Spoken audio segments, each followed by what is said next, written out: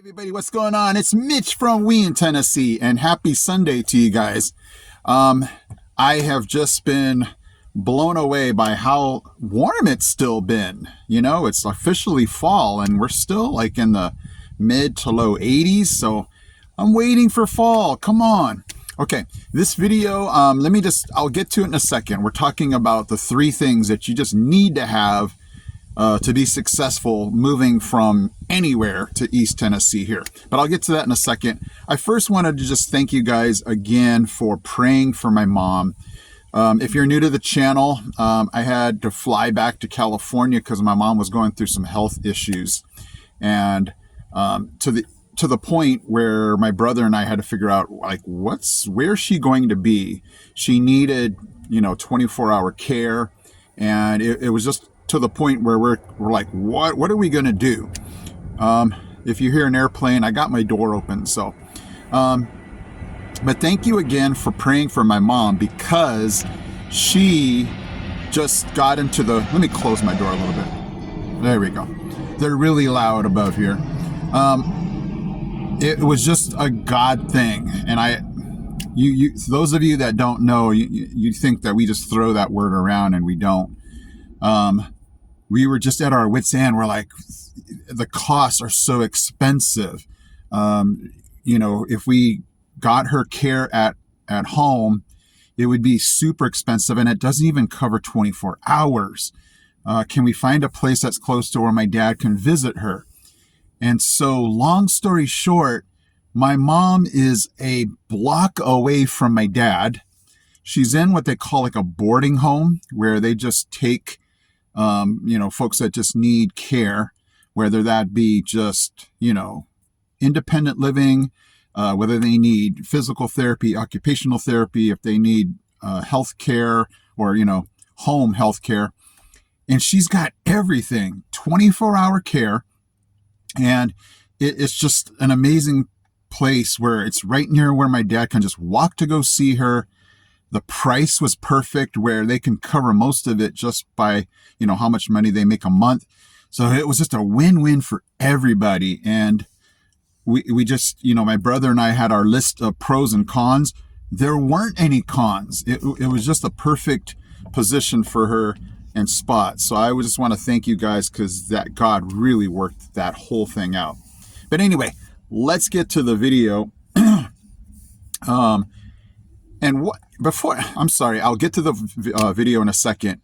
I was driving home from work, and I saw something that I kid you not, I remember it only being in California. Check out this guy in the back of this truck. It just caught my eye, like, what in the world? And I didn't even get a chance to look up whether that's legal here in Tennessee or not. I'll write it down, when I edit this video. I'll do some quick research to see if this is even legal. But it just caught my eye, and I'm like, wow, it just brought me back things about California, where I'm like, that's a California, you would have been pulled over like in 5 seconds for doing something like that. But I'm just thinking, out here, is that normal? I don't know. It's the first time I've ever seen it out here. But anyway, three things that if you're moving here to Tennessee, and again, if you don't believe in God, this is going to be kind of tough for you. But, the thing, you're looking for, when you're moving here to East Tennessee, you're looking for, do I fit in? Does everything, are my expectations met, coming from wherever you're coming from? And I believe these are the three things that you're mentally going to have to just know and do to kind of not ensure success, because God's going to, be the one to ultimately decide if you're successful here. But, to have everything just work out the way it does, it's just going to have to fall into place.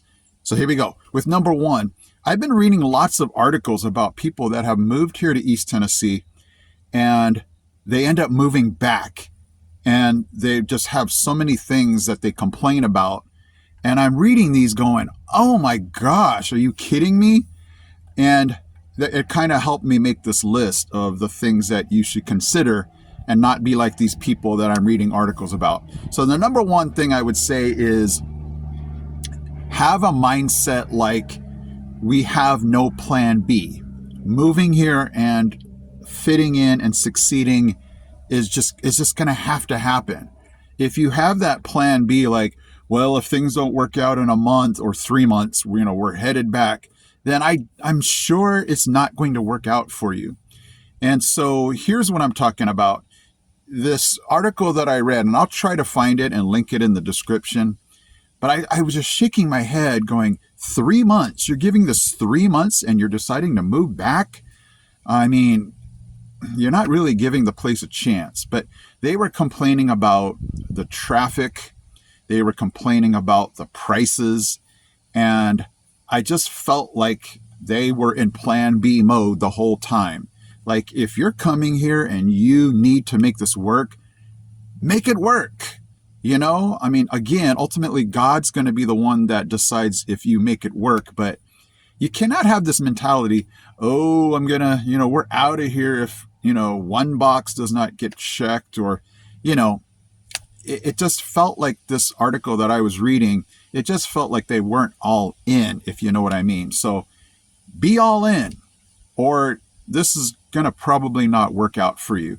Have the mentality of, whatever comes our way, we're going to, try to fix it. We're going to try to adjust. We're going to try to adapt.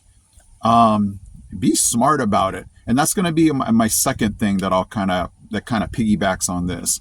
But your mentality needs to be, God, this is where you want me. I'm going to do whatever it takes to make it here. If it's money issue, we're going to save. We're going to go without this. We're going to get an extra job. We're going to figure something out. Be creative to make your family, or if it's just you, where you're provided for. And so another thing that this family, okay, there's a really creepy box elder bug, so I'm going to close this door. But anyway, this family was complaining about the traffic to their son's school. And they said it took an hour to get to their son's school. I'm like, an hour? Number one, that you probably did really bad planning and not chosen a school that's near your house, or your school is really far from your house. Like, you're the one that decided to make it an hour by making it so far. Around here in Tennessee, it should be a snap of a finger and you should be to your children's school, unless you're going to some kind of private school or something. It should happen very fast around here.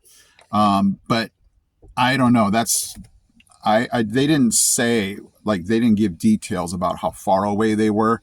And so that would bring me into number 2, is you have to do the right planning. You have to do your research. You have to subscribe to my channel and just see the things that cost things, what to look for, what part of the state is best for this situation. I don't think this family did their research. They were complaining about prices and taxes. I'm like, if you had just watched my channel, I would have told you that, you go to the grocery store and you're not going to get much a break about, how the prices are. The taxes are about 10% on what you get at the grocery store. So I could have told you about the prices. Don't expect a lot of change there. If you're looking for car insurance, I already told you don't expect a lot of change in car insurance. Now, are there a lot of other benefits? Yes, like no state income tax, and property tax is a lot lower, and gas prices per gallon are a lot lower. And so you're going to have your give and take, but please don't complain about something that I or a million other YouTubers are going to tell you. That's not doing your research, and you're just putting your family through all of this heartache and moving and stress, and because you're not doing the research. And so that kind of bugged me. I'm like, man, can this family, they weren't all in, they didn't do a lot of research, and then they're complaining about, being here in Tennessee. So that kind of made me frustrated. Like, you could have caused or prevented your family from all of these issues if you just took some time to plan and research, to just tell your family, hey, we're all in. We will, figure out a way to get, plugged in here, like we fit in. I don't know. You're going to have to stop me because I was getting super frustrated about that. And then the third thing I would say is you're going to have to adapt your personality to the area too. Like, don't complain about, people not being friendly enough if you're not going to go to, like, we had our neighborhood get together. That was just an amazing time because everybody in our area, they brought food, we got together, we ate, we talked, we laughed. But, don't complain about, hey, nobody talks to me if you're not going to go to some things like that. Make an attempt to go to see your neighbor and say, hey, this is my name, I'm new. Can, step outside your comfort zone and talk to people that you might have never talked to. Talk to neighbors if you've never talked to your neighbors before. When you go to the grocery store, say hello to the checkout person, even if you're in a hurry, because all of those simple, small little things will help you feel like you fit in rather than, I'm so lonely, nobody talks to me. I've heard that too. I've heard where people complained like, Tennessee folks keep to themselves. They don't talk with me. And I'm like, how hard have you tried? Have you stepped out of your comfort zone? Have you, when you go to church, do you sign up for, a group to, meet new people? How much do you put yourself out? So I guess my number 3 would be, don't complain about situations that you're not aligning yourself up to be successful, because coming here from California, our family knew nobody, 0 people. I take that back. I knew one person that was connected with my job. But, we did not have any close friends here. And so I can't complain about, we feel so isolated here. Nobody talks to us. We don't have any good friends. We feel completely lonely if we're not making those steps to reach out. Now, if you are retired, and you can go to church, join a group. If you don't go to church, go around your, community, your neighborhood, talk to people, say, hey, I'm new. I want to learn about the area. Step out. Because if you don't, then there's really not much to complain about. And that's where we've learned is that if we don't do certain things, we just can't complain. It's kind of like voting. If you don't vote, you can't complain about who's in charge, right? And so I know a lot of you are coming here from different places and you're in the waiting period. And that's what I would say to do is to start doing your research. Like once you get out here, where do you want to live? And I know it's tough. You can say, hey, we love this area, but finding a housing is going to be an issue. And you might not always be able to find housing where you want it.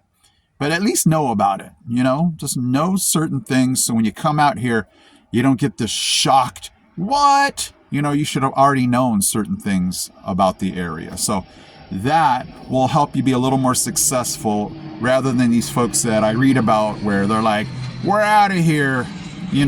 Prices are too high. We have an hour commute to my son's school.